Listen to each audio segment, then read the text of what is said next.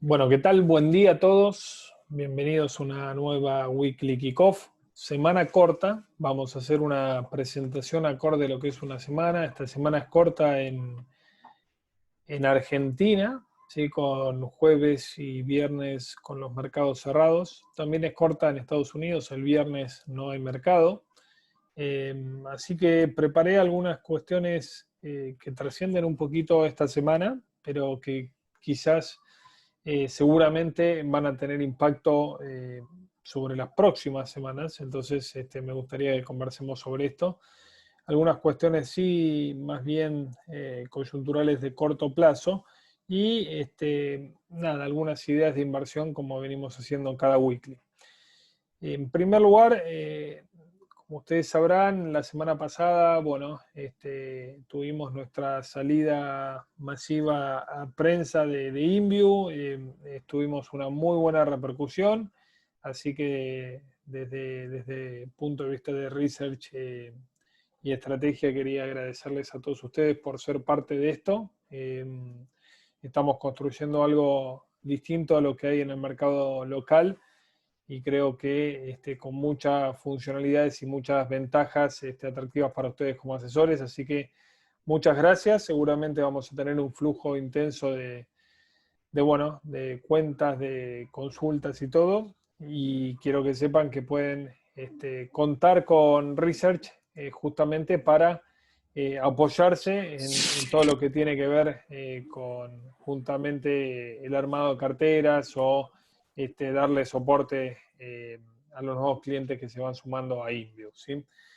Eh, una vez hecho este anuncio más bien parroquial, pasamos a lo que preparé para hoy. Déjenme compartirles la pantalla de manera tal de que sea nuestra guía de las cosas que tenemos para hablar en el día de hoy. Como les dije anteriormente, hay una cuestión central que ocurrió al cierre de esta semana que dejamos atrás, que me gustaría tratar. Si ustedes recuerdan en las otras Weekly Kickoff que hablamos siempre, yo les decía que había dos riesgos centrales, sobre todo en términos de correcciones posibles del mercado, ¿no? La primera tenía que ver lógicamente con las valuaciones estaban muy exigentes, las valuaciones, sobre todo en pequeñas empresas que habían salido a bolsa, que habían sido como las estrellas de los últimos meses y que evidentemente las valuaciones habían ido mucho más allá de lo que a uno le hubiera sentido o hecho sentido un poco para estar más cómodos al recomendar esos papeles. Yo decía que la situación era bien distinta a la burbuja 2000, porque acá las empresas más importantes del mercado ganan dinero y no solamente ganan dinero, sino que siguen creciendo en ventas y captando mercados fuertemente, y eso es un sesgo muy distintivo a lo que era en el 2000, que eran más expresiones de deseo que otra cosa, ¿sí? Pero un segundo factor de riesgo, más allá de la exigencia que tenían las valuaciones, tenía que ver básicamente con, bueno, el hecho de que en el mercado se había jugado mucho con el tema del apalancamiento. Veíamos muchísimos inversores retail que llegaban al mercado y que con una buena racha alcista de las cotizaciones se animaban a más a ir por un nivel de apalancamiento muy agresivo. También en algunos fondos de inversión, donde si bien el uso del apalancamiento es algo mucho más rutinario y algo mucho más ordinario, se había ido mucho más allá de un nivel manejable, y que el gran problema del apalancamiento en los niveles en los que veíamos hoy el mercado es que apenas hay un punto de inflexión en el mercado alcista que estamos transitando. Bueno, eso retroalimenta rápidamente las caídas. ¿Por qué? Porque los títulos que se dejan en garantía de ese apalancamiento que se van tomando, bueno, evidentemente lo que hacen es que a medida que pierden valor esos títulos, muchos inversores son forzados a vender para cubrir su deuda y así se produce como un efecto de contagio bastante masivo de las bajas, digamos, ¿no? Bueno, el viernes aparentemente hubo un fondo asiático que tuvo que liquidar muchísimas posiciones, sobre todo en algunos papeles particulares como Viacom, como también algunas empresas del sector de telecomunicaciones y tecnología que profundizaron la baja terriblemente en algunos papeles puntuales y es apenas una muestra de esto, digamos, ¿no? De que justamente fueron forzados a vender bloques de acciones muy, muy grandes para cubrir sus pérdidas, ¿sí? Sus pérdidas que estaban asociadas justamente con el apalancamiento. Y creo que esto es un elemento a mirar muy de cerca porque hace que la dinámica de las correcciones y la dinámica de las tendencias o mini tendencias del mercado sean mucho más agresivas y sean mucho más repentinas. Entonces, esto claramente es un signo que debemos tomar y que debemos, digamos, tener en consideración.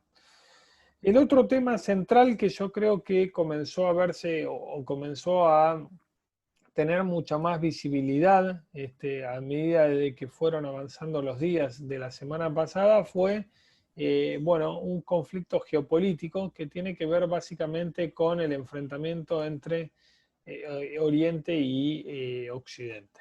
Cuando digo Occidente, digo Estados Unidos, Gran Bretaña y la Unión Europea por un lado, y cuando digo Oriente, digo China por el otro, ¿sí?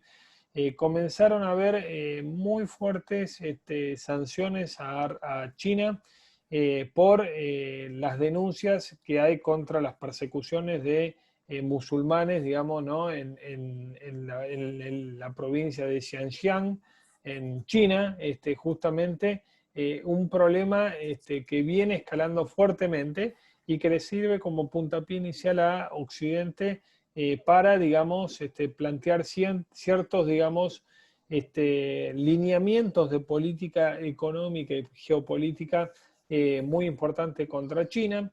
Y yo creo que también es un poco el pase de la factura de todo lo que tuvo que ver con la pandemia y lo que tiene que ver, ¿no? Porque la pandemia incluso, digamos, está teniendo muchísimos problemas en la Unión Europea en este momento.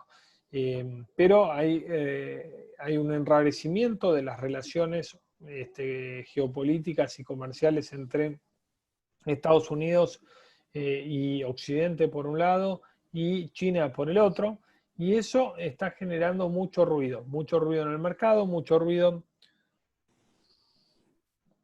en la capacidad de recuperación y mucho ruido en el intercambio comercial, digamos, ¿no? Lo que estamos viendo en este momento es una acción diplomática a través de las Naciones Unidas para que China abra el telón de lo que ocurre allí y que se deje a conocer efectivamente si hay violación de derechos humanos o no. Pero esto también está contaminando a empresas que operan en ese país, por ejemplo, en el tema de Nike. Nike la semana pasada sacó un comunicado señalando las preocupaciones que había por la situación en Xinjiang y eso llevó a que haya una masiva condena por redes sociales a Nike, llamando un boicot por parte del consumidor chino. Entonces, digo, estas cuestiones que son más bien de geopolítica pueden tener algún impacto significativo en empresas, en ventas y, en definitiva, en las cotizaciones del mercado. ¿Cuáles son algunos síntomas que estamos viendo? Bueno, en China, bueno, básicamente este es uno de ellos, es que, digamos, podríamos estar de alguna manera comenzando una nueva guerra de monedas. Ustedes saben que durante la pandemia, desde marzo del año pasado hasta la fecha, la moneda que más se ha debilitado en el mundo ha sido el dólar estadounidense. Dólar estadounidense cuyo índice DXY, el índice dólar, bueno, pasó a niveles de casi 100 puntos a niveles de casi 90. Recuerden que esto es una canasta de monedas desarrolladas contra las cuales se mide el dólar, pero evidentemente esa debilidad del dólar le permitió también de alguna manera comenzar a salir de la crisis mucho más rápido, digamos, ¿no? Una moneda débil promueve las exportaciones y también te equilibra algunos déficits de cuenta corriente importantes. Y obviamente también la debilidad del dólar subyacente fue por o en respuesta básicamente de, bueno, en respuesta, lógicamente, de el gran paquete de emisión de dólares que hubo, que no tiene, digamos, comparación con la emisión que hubo en otras partes del mundo. Entonces, en ese sentido, creo que está más bien justificado, pero también nosotros señalábamos que para China era una muy mala noticia esta apreciación fuerte que estamos viendo en la pantalla, ¿no? Donde el yuan pasó en mayo del año pasado a niveles de 7,10 yuanes por dólar a niveles de 6, casi 6,40. Y fíjense que desde fines de febrero incluso y una aceleración en marzo, esto está comenzando a cambiar, digamos, ¿no? La moneda china se está comenzando a devaluar contra el dólar.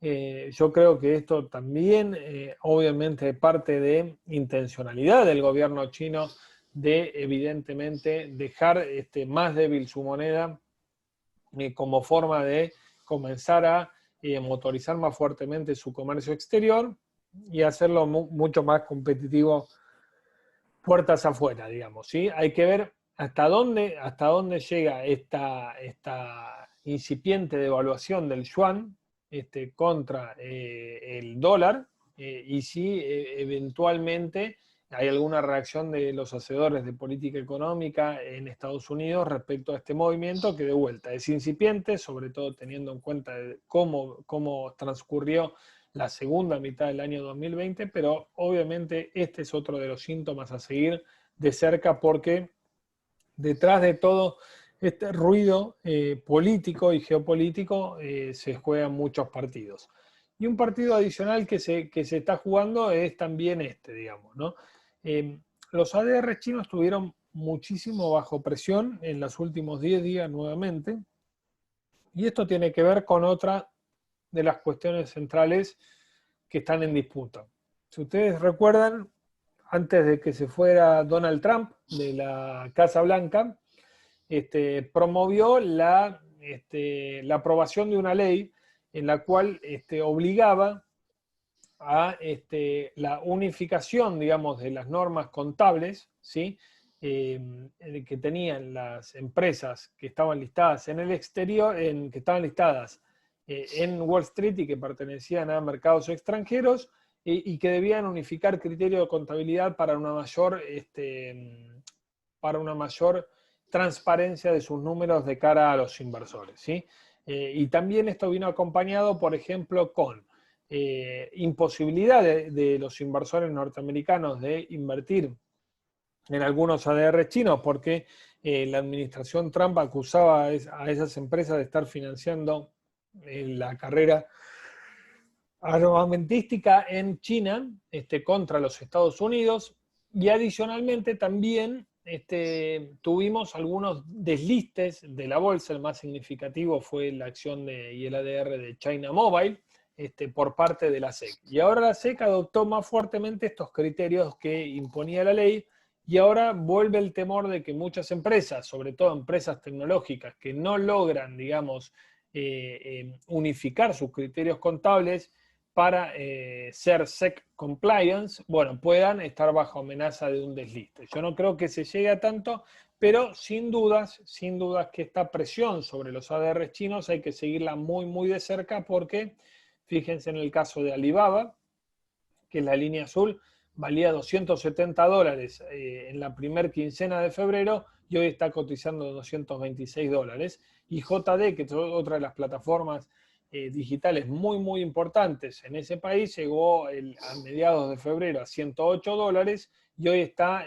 navegando por los $82. Así que cuidado con los ADR chinos y cuidado con toda esta nueva, digamos, política de presión de Occidente a China, porque va a poder generar bastantes consecuencias negativas en términos de evaluaciones y mercados si esto sigue escalando. Así que esos son dos aspectos importantes a seguir.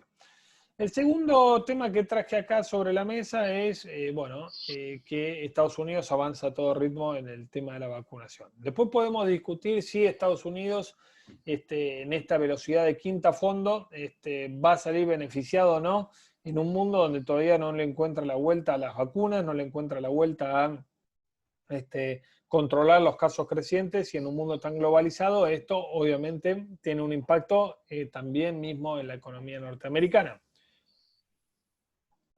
Pero este fue el posteo que hizo Joe Biden en su cuenta en la cuenta de Twitter, de Instagram presidencial, donde ellos se habían propuesto llegar a las 100 aplicaciones 100 millones de aplicaciones de vacunas en los primeros 100 días del año, y eso se consiguió al día 58 de Biden en la presidencia, y ahora el nuevo objetivo son aplicar 200 millones de dosis en los primeros 100 días, ¿no? Y esto marca un poco lo que hablamos anteriormente en el weekly del lunes pasado, el camino divergente que había incluso dentro de el mundo desarrollado, ¿no? Donde Estados Unidos iba a una velocidad muy rápida y veíamos muchas dificultades en otras regiones desarrolladas en respecto a todo lo que es el tema de la vacunación. Adicionalmente, algunas cuestiones a tener en consideración es que dentro de ese plan de 1.9 billones de dólares, ¿sí?, que se anunció y que se aprobó por parte del Congreso de los Estados Unidos, hubo algunos lineamientos durante el fin de semana sobre que la administración de Biden está a unos días de lanzar un plan agresivo de infraestructura, ¿sí?, en dos etapas. Una primera etapa que tiene que ver con la reconstrucción de caminos, de autopistas, la repavimentación, etcétera, y luego la segunda etapa tendría que ver con lo que es infraestructura para mejorar la competitividad, digamos, ¿no? Y esto va a ser, como yo lo llamé, como un plan Marshall para el propio Estados Unidos, digamos, ¿no? Porque es una forma de revitalizar un poco la economía norteamericana, a pesar de que aún, digamos, con las dificultades del caso de la pandemia, viene siendo una de las economías que más rápido se está recuperando en el mundo. Les traje acá, por ejemplo, este es el ETF de infraestructura norteamericano, IFRA, como alguna idea de inversión. Obviamente, cerca de los máximos, pero digamos, si se anuncian estos planes, seguramente vamos a tener ahí oportunidades de apalancamiento, sobre todo porque se trata justamente de cuestiones que tienen que ver con la economía doméstica norteamericana y que quizás no dependen tanto de la evolución de la pandemia en el mundo. Entonces eso podría ser algún tipo de idea de inversión un poquito más atinada para los tiempos actuales. Y acá tenemos que también dentro del ETF, el XLB, que es de materiales básicos, tenemos las 10 primeras tenencias, y ahí marcado en verde algunos papeles que yo estuve viendo de cerca y que me parece que están aún con la suba que tuvieron en términos bastante atractivos para el portafolio, para tratar de aprovechar esto que seguramente se va a estar anunciando durante los próximos días y que va a tener un impacto sobre todo el año 2021, ¿no? Este plan de infraestructura importante en los Estados Unidos. Hay empresas como Dow Chemical, DuPont, Corteva, Jacobs, que es otra de ingeniería de infraestructura. También 3M podría ser una apuesta atractiva de riesgo relativamente bajo, bueno, justamente para aplicar empresas con un beta no tan agresivo a la cartera y que pueden tener algún tipo de momentum si efectivamente Joe Biden avanza con este tipo de planes, digamos, ¿no? Para terminar con Estados Unidos, vamos a tener un dato clave nuevamente. Recuerden que el primer viernes de cada mes se presentan los datos de empleo. Y acá, como vimos y como estuvimos atentos en febrero último, lo importante es, primero, el ritmo de creación de empleo, ¿sí?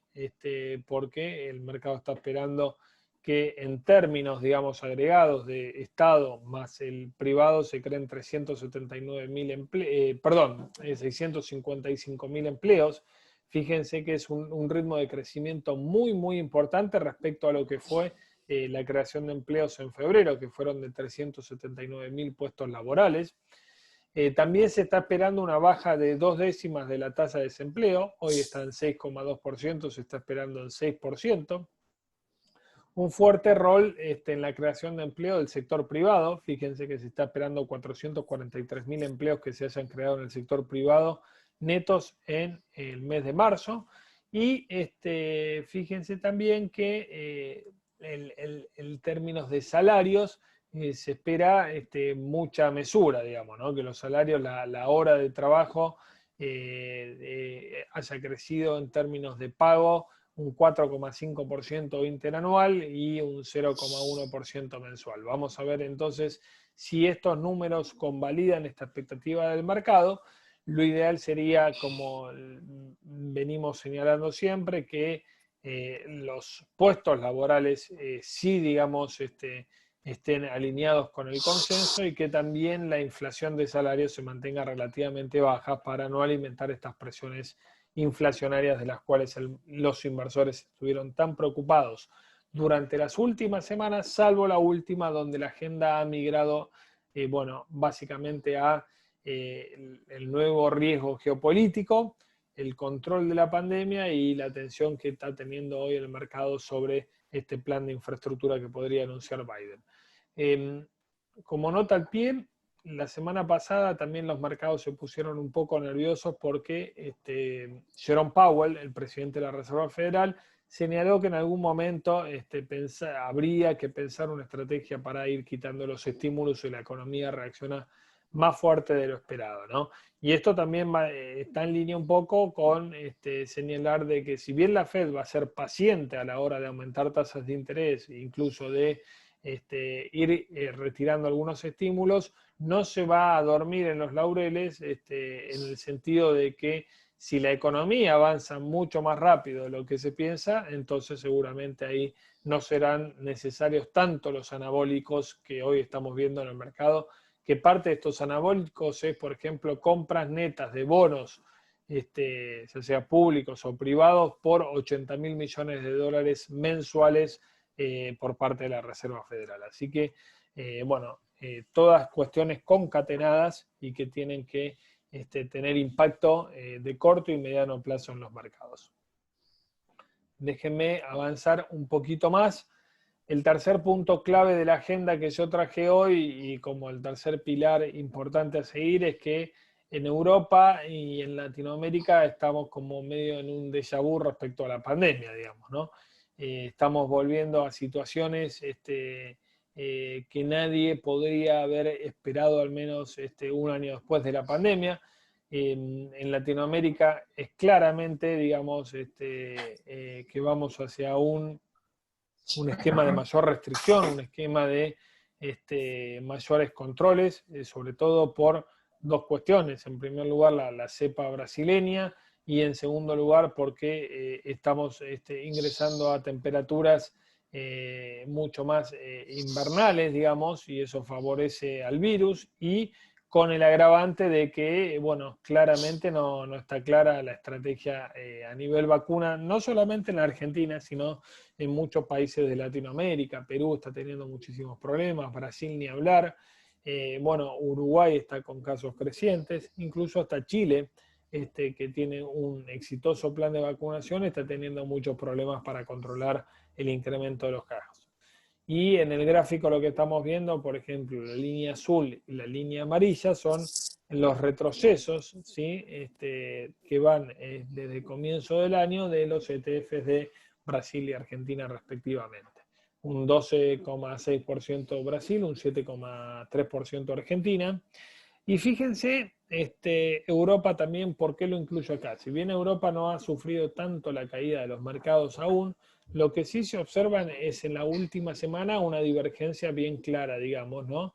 De algunos países europeos, acá estamos mostrando lo que es el ETF de Alemania, el ETF de España, con respecto a lo que fue el Dow Jones. Fíjense que las líneas tienden, digamos, a crecer a velocidades diferentes, con el Dow Jones encabezando una mejora del 8% en lo que va del año y los mercados europeos apenas entre un 1 y un 2% de suba. Mi impresión acá es que si Europa no logra controlar la pandemia y enderezar todo lo que es la cuestión de la vacunación, va a generar, digamos, oportunidades muy atractivas para ir arbitrando por ahí Estados Unidos contra Europa en algún momento lo que es renta variable. ¿Por qué? Porque, bueno, la renta variable en Estados Unidos va a quedar relativamente cara y creo yo que hay valor en todo lo que es el sector de servicios IT tecnología en Europa, que si bien son empresas no digamos tan grandilocuentes como son las empresas americanas, sus múltiplos van quedando atractivos para aquellos inversores que buscan tendencias más de mediano plazo y arbitrar un poco la exposición al mercado norteamericano. Creo que ahí hay valor. Obviamente esto dependerá del día a día de las noticias que llegan sobre la pandemia, pero atentos así porque creo que se van a producir algunas oportunidades interesantes, las estamos evaluando desde Research como para hacerles llegar algunas ideas en particular y que ustedes puedan canalizarlas a través de sus clientes, ¿sí? Pero lo que yo quiero decir que de corto plazo este déjà vu que hay entre Europa y Latinoamérica respecto a la pandemia seguramente va a ofrecer quizás algún rally en algunos papeles ligados a la pandemia que tuvieron una buena performance el año pasado. Entonces, papeles como Mercado Libre, como Globant a nivel Argentina, podrían ser alguna alternativa bastante interesante del portafolio, porque creo que en Miranda, ese basta. sentido, bueno, vamos a poder avanzar, digamos, con algunas oportunidades interesantes, ¿sí? Así que seguimos de cerca esa dinámica. Y bueno, para ir concluyendo, al menos lo que yo tenía preparado para hoy, acá tenemos algunos datos económicos importantes. Lo más importante de la semana en términos de economía, bueno, les dije el viernes, la tasa de desempleo y creación de empleo en Estados Unidos. En Argentina mañana se conocerá el EMAE de enero, ¿sí? Vamos a ver cómo arranca el año y cuán fuerte es el rebote. También tenemos un dato importante en Estados Unidos que tiene que ver con el S&P Case-Shiller, que es el índice de precios del real estate. Este también es interesante observar para ver cuánto ha pegado o no la suba de tasas en los precios de las propiedades en Estados Unidos. Y para el día de miércoles vamos a tener en la Unión Europea lo que se llama la Core Inflation Flash, que es un anticipo, ¿sí?, de lo que fue la inflación de marzo. Y creo yo que, bueno, ahí también veremos esos números porque en función de eso seguramente habrá más espacio para el Banco Central Europeo para hacer política monetaria expansiva y tratar de matizar un poco los efectos negativos de este nuevo lockdown que están sufriendo.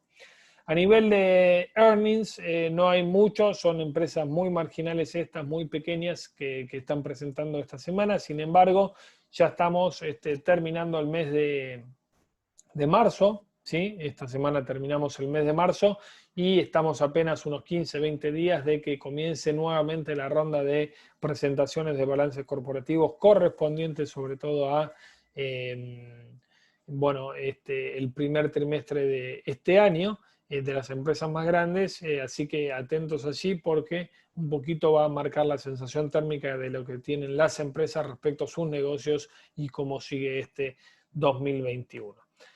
En algunas ideas de inversión, al margen de las que ya mencionamos, bueno, este es un gráfico claramente que marca hoy cómo está digamos, la sensación del mundo inversor hoy, digamos, ¿no?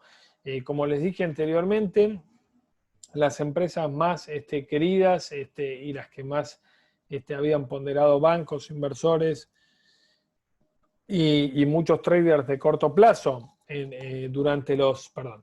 durante los últimos tiempos, bueno, bueno, son hoy las empresas que cotizan con pérdidas de 50% respecto a sus máximos y que nadie las quiere, fíjense ahí, mientras que las empresas ahora que están en su récord histórico o cerca de su récord de las últimas 52 semanas son las que los inversores hacen cola para pelearse. Y esto es un poco lo que yo les señalé de que tener cuidado con la rotación del portafolio. La rotación del portafolio fue demasiado lejos, a mi gusto. Hay muchas empresas que venían muy rezagadas, que han tenido un crecimiento exponencial muy, muy grande y que vamos a tener que tener cuidado porque sus valuaciones ya están exageradamente altas, incorporando un mundo normal en términos económicos. Por ejemplo, mi sensación que todo lo que tiene que ver con el ocio, digamos, hotelería, turismo está demasiado caro, y estas vicisitudes y marchas y contramarchas que estamos teniendo a nivel de pandemia, ya sea en el mundo desarrollado como en el emergente, le quita, digamos, cierto momentum, y creo que ahí puede venir alguna toma de utilidades, así que tengamos cuidado. Adicionalmente, todo lo que son los bancos también me parece que tienen una evaluación más que razonable, por lo tanto, cuidado con ello. Obviamente los bancos han venido teniendo subas adicionales por la suba de la tasa de interés implícita en los bonos del Tesoro, pero tengamos ahí cuidado porque de vuelta la situación implicó el descuento de una normalidad que en la gran mayoría del mundo está tardando en venir. Y este gráfico también es muy representativo de lo que pasa en Argentina, digamos, ¿no? Nadie quiere acciones o bonos, no que están a un descuento del 30%, yo diría un descuento del 85%. Cuando uno analiza los números de la Argentina, del Merval en dólares de febrero de 2018 a la fecha, las pérdidas en dólares llegan al 85-90%, y nadie quiere. Obviamente que esto es optimismo y estado de ánimo, pero tenemos que tener en consideración que el driver político es muy importante para la Argentina de este año y para el mercado de este año. Así que en ese sentido yo creo que va el mercado argentino para aquellos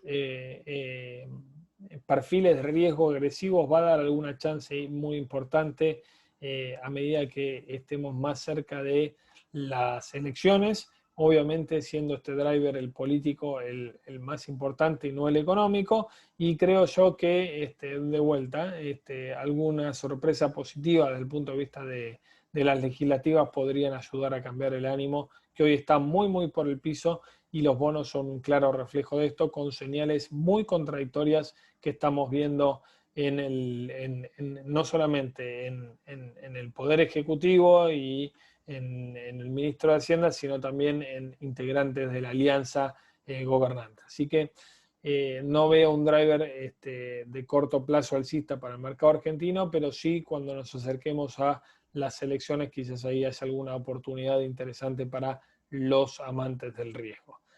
Finalmente, acá les vuelvo a traer los dos portafolios que les presenté la semana pasada, y esto un poquito en línea con lo que hice al principio de la presentación, donde nuestra salida a prensa empezó a traccionar fuertemente en solicitudes de clientes con intención de abrir sus cuentas offshore, así que ustedes pueden apoyarse claramente en nosotros para solicitarnos alguna cuestión personalizada si es que la quieren, para clientes que vayan manejando con estas necesidades. Acá es un perfil conservador, todo lo hicimos en base a ETFs, y acá un perfil un poquito más agresivo, ¿sí? Con algo de mercados emergentes y renta variable de China, para quienes tienen ese perfil y quieren aprovechar situaciones, digamos, de mercado con descuentos interesantes. Creo que son las acá 10:05, vamos a dejar estos últimos 10 minutitos de la presentación para abrir, como siempre hacemos, preguntas y respuestas. Y bueno, obviamente estamos a disposición para escucharlos y hablar de lo que ustedes quieran, digamos. Escucho las preguntas, pueden, como siempre le digo, por el chat, o pueden hacerlo a través de el micrófono, no hay ningún problema.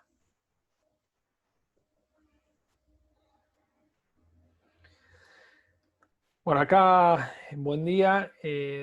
Me preguntan respecto a lo que mencionás de Viacom al principio y algo extensivo a Discovery también. Eran empresas que el año pasado habían subido 150% con un volumen alto. ¿Cuáles son las razones que tienen estas operaciones altamente especulativas y en estos papeles concretos? Comunicaciones, entretenimiento. Bueno, yo creo que, a ver, como dije anteriormente, esto tiene que ver con la lógica o la combinación de ultra liquidez por un lado, nuevos jugadores en el mercado que compraban masivamente activos financieros que no tenían demasiados fundamentos. Quizás no es el caso, pero sí ha pasado con muchos activos financieros que claramente, digamos, están en una situación de auge y que, digamos, habían subido mucho más allá de lo que sus balances nos indicaban, y adicionalmente el apalancamiento, digamos, ¿no? Y cuando las cosas comienzan a no ir digamos, como deberían ir para sostener ese apalancamiento con ganancias, bueno, creo que lo que vamos a ver es esto, ¿no? El desarme de posiciones apalancadas va a traer, en un primer momento, va a traer muchas, digamos, bajas fuertes en esos papeles que habían sido los más demandados en su momento, los que habían subido más fuertemente, ya sean small caps o mid cap de tecnología. Y después, digamos, si es un proceso que se acelera, puede traer consecuencias en todos los mercados a nivel general. Mi sensación también es que esto es sano para purgar justamente estas subas que no tuvieron demasiada, digamos, razonabilidad en términos de lo que valían esas empresas por bolsa y lo que generaban por sus ganancias y sus ventas.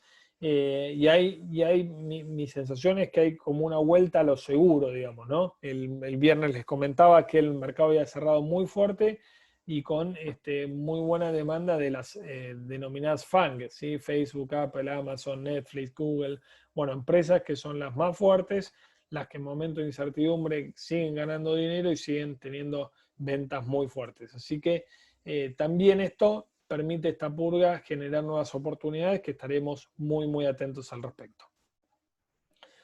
Juan, me agradece la presentación, no, gracias a vos, Juan. ¿Cómo veo los bonos corporativos de Latinoamérica? Bueno, veo que estamos en Latinoamérica, hoy estamos en una situación, digamos, no confortable, lógicamente. Y esa sensación de no confortabilidad viene por varios puntos, no solamente el aspecto sanitario, del cual hablamos anteriormente, sino el aspecto inflacionario. Estamos viendo algunas presiones inflacionarias en algunos países y estamos viendo también un efecto de aversión al riesgo, digamos, por parte del inversor con la región en general. Y esto puede presionar a las monedas. Y si esto presiona las monedas, entonces los bancos centrales de los distintos países van a tener que actuar agresivamente, no solamente contra la inflación, sino contra la posibilidad de tener presiones devaluatorias en sus tipos de cambio. Entonces ahí hay un trade-off entre subir tasa de interés y, digamos, si se quiere ralentizar la recuperación económica o defender el valor de la moneda y la inflación. Creo yo que esperaría para los bonos corporativos latinoamericanos, obviamente depende del crédito y depende del sector. Hay muy buenos créditos, pero en líneas generales mi visión con la región es un wait and see, digamos, ¿sí? Y yo creo que podrían abrirse más oportunidades de tasas atractivas en algún momento si tenemos otro sacudón de estas características. Santiago dice, consulta, asumiendo que no va a haber un acuerdo con el FMI antes de las elecciones, ¿cómo veo la renta fija en pesos y en dólares? Yo creo que el dólar en Argentina, el implícito, está barato, digamos, ¿no? Está barato en términos de la inflación que vamos acumulando y está barato en términos de las expectativas de un año electoral. Es cierto que las probabilidades de un acuerdo con el fondo son bien bajas antes de las elecciones, básicamente porque si se da esto de los derechos especiales de giro, Argentina tendría unos 4.000 millones de dólares que le serviría para cancelar los vencimientos precisamente con el Fondo Monetario Internacional de este año. No hay necesidad de eventualmente ir a un acuerdo rápido, y un acuerdo con el fondo también implica perder caudal eleccionario. Los bonos, lo que yo veo, los bonos en dólares, a pesar de sus bajas paridades, los cupones no son nada atractivos y eso lo hace que el recovery de la inversión, digamos, quede relativamente lejano, digamos, ¿no? No solamente no pagan intereses estos años, sino que los cupones son bajos, es decir, que cuando empiezan a pagar también quedan muy desfasados. Por lo tanto, para hacer una inversión en bonos uno tendría que tener una visión bien de largo plazo, digamos, ¿sí? Y largo plazo en la Argentina es 3-4 años, y 3-4 años en Argentina es, bueno, muchísimo tiempo. Quizás si uno quiere sumar algo de trading táctico, Obviamente que las paridades están atractivas, pero sin duda que el costo de oportunidad de invertir en bonos hoy en Argentina, respecto a otras opciones que se pueden ir abriendo en el mercado con los movimientos que tenemos, puede ser muy grande. Así que yo, la verdad es que por ahora no veo un driver positivo que me lleve a los bonos en dólares. Los bonos en pesos, en tanto, como dije, para el cash management de acá a fin de año, hay unos bontes que están venciendo en octubre, que podrían ser el TO21, que podría ser una alternativa con una TIR del 41%.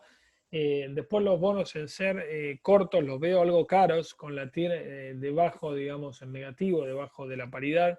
Yo creo que ahí hay que ser bastante, digamos, selectivo, y si uno apuesta a que la inflación se va a ir acelerando aún más, quizás le queda todavía alguna cierta compresión de spread a los bonos de mediano y largo plazo ajustables por el SER, que son los que menos impacto tienen de la inflación de corto, pero los que han quedado con TIR positiva arriba del SER.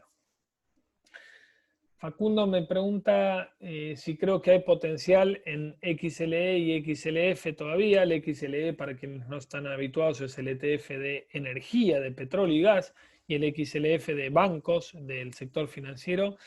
Yo creo que energía, esta semana se reúne la OPEP, esta semana se va a reunir la OPEP, y si mantienen los recortes de producción le pone un piso, digamos, al precio del petróleo.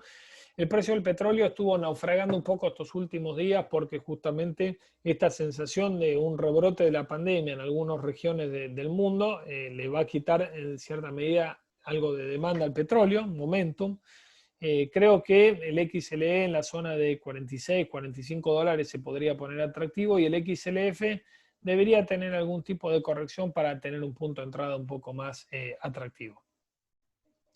Edgardo me dice si no creo que siendo selectivo luego de la corrección ya hay cotizaciones atractivas de algunas compañías tecnológicas como Apple, Microsoft, Qualcomm, Nvidia y Meli. ¿Sí? Sí, Edgardo, yo creo que sí, Apple, Microsoft están en una buena situación de punto de entrada. Obviamente siempre acá pensando en una estrategia de mediano plazo. Qualcomm, que había traído muy mal balance, está también en un punto de entrada. Lo que está viendo también es algo que no mencioné en la presentación, que es una escasez global de semiconductores, de chips. Y esto obviamente está poniendo mucha presión a, por ejemplo, empresas que se volcaron masivamente a la producción de autos electrónicos, debiendo parar su producción durante algunos días, justamente ante la ausencia de los semiconductores. Yo creo que estas empresas tipo Qualcomm, Nvidia, ¿por qué no AMD? Broadcom, son empresas que hay que tener en la cartera del que sea, aunque sea una parte de ellas, porque están en el mejor de los mundos, necesitan aumentar su producción rápidamente porque la demanda es muy, muy grande, y todo lo que es los dispositivos tecnológicos están, digamos, teniendo una fuerte presencia en la producción, y estamos viendo adicionalmente que, bueno, la baja puede producir alguna oportunidad. Así que sí, y Mercado Libre yo creo que con la situación de Latinoamérica y que esté bajo presión durante todos estos meses con la pandemia, va a seguir potenciando su negocio, así que a mí es un papel que me gusta. Gastón me pregunta si veo con mayor potencial el TO21 por encima del TX26. Bueno, son dos cuestiones distintas. Yo creo que si el gobierno logra controlar al menos la inflación y en términos de no superar la barrera de una inflación mensual del 3,5%, del 3% para los próximos meses, a costa, digamos, ¿no?, de planchar el tipo de cambio y no realizar ningún ajuste de tarifas, sin duda prefiero el TO21 por sobre el TX, ¿sí? Uno es ajustable por ser y el otro es a tasa fija. Obviamente en los dos asumimos lo que es el riesgo del tipo de cambio, pero de vuelta, va a depender mucho del control de la inflación que haga el gobierno. Sabemos que igual pan para hoy es hambre para mañana en términos de esos controles de la inflación sin resolver los problemas de fondo. Y me preguntan qué opino sobre el TB corta 22, el dólar link. Bueno, fíjense que los dólar link de corto plazo, los que vencen este año, están rindiendo más que los de largo plazo. Esto quiere decir que el mercado de alguna manera está descartando o le está creciendo de que no va a haber una devaluación del tipo de cambio oficial este año y es muy probable que haya una devaluación el año próximo. El tema de la devaluación del oficial, el timing es complicado, pero de vuelta, todas las señales apuntan a que efectivamente, cuanto más demorás vos la resolución de las reformas económicas y más, digamos, diferís inflación, es muy probable que el tipo de cambio esté muchísimo más bajo presión para los próximos meses posteriores a la elección. Así que el TV corta 22 podría ser un bono de hecheo contra esa situación. Obviamente siempre en su dosis justa, digamos, ¿no? Son bonos que por ahí después no tienen tanta liquidez o si van cambiando las expectativas del mercado respecto al tipo de cambio oficial, necesitamos salir y por eso no recomiendo tampoco alocar una cantidad tan grande de eso, digamos, ¿no? De ese bono.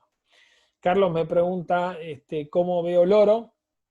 El oro en líneas generales creo que hizo bastante piso ahí en la zona de $1.700 la onza. Obviamente que perdió momentum, pero en la medida que se vayan disipando un poco las presiones inflacionarias o el miedo que tiene el mercado, las presiones inflacionarias y la tasa se mantenga relativamente en los parámetros que estamos viendo, entre 1,60 y 1,70, la de 10 años del Tesoro americano, sin necesidad de intervención de la Reserva Federal, el oro podría construir un piso atractivo y desde allí, ¿por qué no?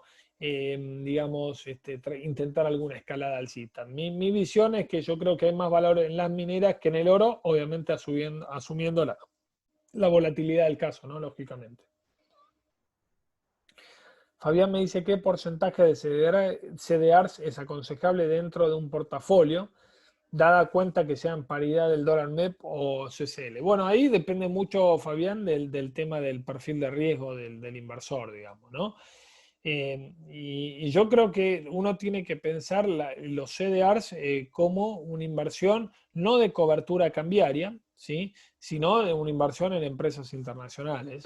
Y entender y hacerle entender a los clientes que no es un seguro de cambio, digamos, ¿no? Porque no es lo mismo invertir en cualquier CDR, porque en definitiva, si yo invierto en un CDR donde después va bajando el precio en dólares, poco me va a servir esa cobertura si el dólar MEP va subiendo. Yo creo que hoy una cartera promedio, de un inversor promedio no puede no tener menos del 60% de esa cartera en CDR, ¿sí?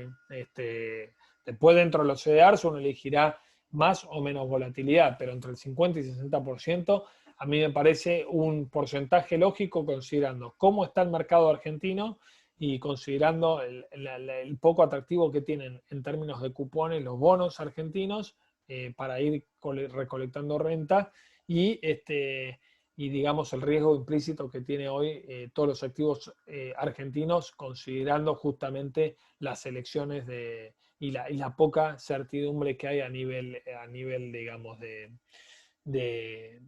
la economía en general, ¿sí? Entonces me parece que lo lógico sería un porcentaje de esas características de CDRs. Facundo me consulta acá si tengo algún view sobre los ETF SARC y los SARC W. Bueno, los SARC, ustedes saben que son justamente el ARC-KK o el ARC-KF, fueron construidos sobre la base de muchas de estas empresas, de las cuales yo les dije que hoy dejaron de ser como las figuritas del momentum y que lo reflejaba bien esa caricatura, ¿no? Que hoy están cotizando con 30-40% de descuento y que no hay un abalanzamiento por parte de los inversores. Yo creo que son claramente el sector es muy seductor para lo que viene, la volatilidad es muy grande y ahí tiene, digamos, una prueba de fuego es efectivamente de demostrar si lo pueden hacer bien esas empresas en un contexto quizá de suba de tasas un poco más agresiva. Yo creo que en líneas generales me gusta, pero no para poner más del 10% de la cartera, si uno quiere jugar la innovación tecnológica y la disrupción tecnológica desde el punto de vista de un fondo, ¿sí? Diversificado, ¿sí? Y obviamente acá también la punta de lanza es Tesla, porque en muchos de estos fondos Tesla es la principal tenencia, y bueno, vamos a ver efectivamente cómo, digamos, Tesla está siendo impactado o no por esta escasez de semiconductores también que yo les hablé inicialmente. Así que esa es mi visión sobre este tipo de fondos. Bueno, creo que son las 10:20, sí, 10:20 de la mañana. Me parece que, bueno, tuvimos un intercambio muy interesante, con muchas consultas.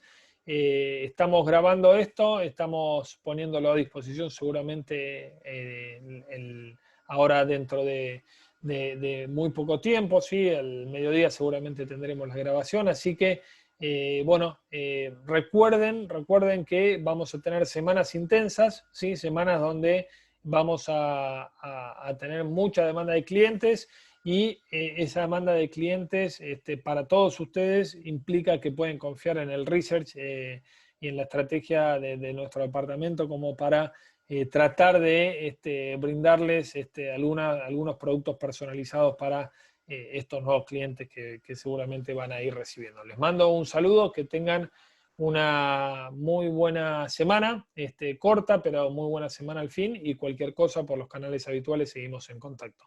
Adiós.